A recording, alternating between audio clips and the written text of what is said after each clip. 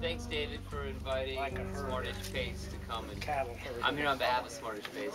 And thanks to the Ivy Bookshop for having us read. This is a great space, especially for poetry. So, not that I want to get home and watch the Orioles game, but that's exactly what I want to do. I'm going to cut this really short. We're going to put this to a vote. I tabbed a few poems, and I'm not going to read them all. So we're going to do a show of hands here. I'm going to read one poem. We're going to pick, this is from our new issue. You can vote for a Sherman Alexie new poem or a new Ray Armantrout poem.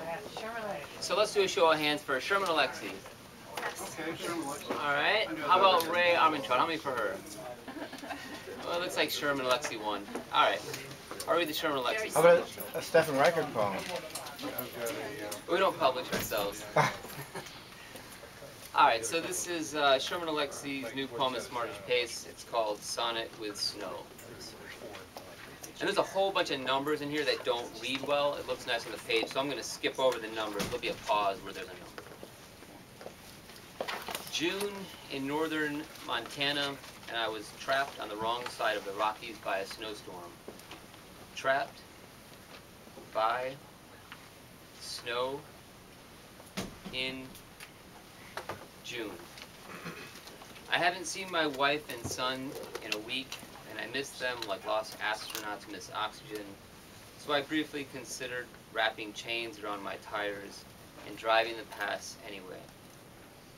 But what father wants to die when his sons are too young to carry the coffin? So I checked into a small motel in a town I'd first assumed was more ghost than host. Only $20 a night. Far too cheap to be safe.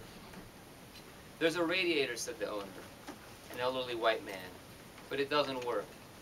Some guy painted it red, gave it to us free, and called it art.